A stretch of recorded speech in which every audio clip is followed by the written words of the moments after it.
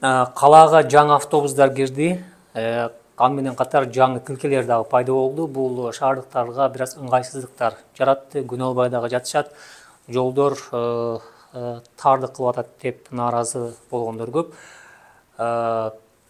Жолдор кеңейтилеби? Кандай болот алдыда? Выделенный полоса деп соцсеттерде аябай көп бизде ушул маселе боюнча биз сын пикирлерди айтылды, оң пикирлерди айтылды. Бирок бул негизи бул реформа жүрүшү керек. Биз мына жаныбыздагы Алматы шаарында, Ташкентте, Москвада бүт шаарларга биздин специальный рабочий группа түзүлгөн. Ошолор баары ушуну изучать этип келди.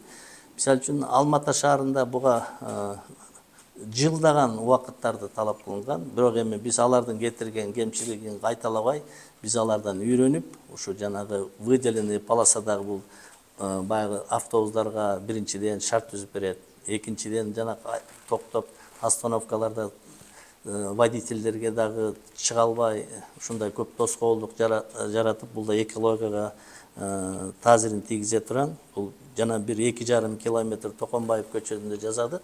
Бул линияны ушу эффект бериш үчүн бул линия маршруттун аягына чейин чыгыш керек. Ошондо биздин адреске бул боюнча дагы көп ар кандай сунуш пикирлер түзүп атат. Ушу көчөлөрдү расширение кылсаңар, чоңойтсоңор болот эле деп. Мына буйруса биз эмки жылга 6 көчөнү, мына Фычык көчөсүн карайлык, Жибек жолу көчөсү, Акынбаева көчөсү, Чуй проспектиси, Байтик Батыр көчөсүн биз жанагы лотокторду алып, анын ордуна трубаларды коюп, ошонун эсебинен жолдорду кеңейтели деген эмки жылга планга киргизип атабыз. Ошондо выделенный полосанын бар тең кеңейтилген территориянын площадьтын эсебинен кирет дагы биздин баягы мурда жүргөн жолдун ширинасын сактап калабыз дагы. Бу дагы ошого смогко тийиштүү маселенин бири.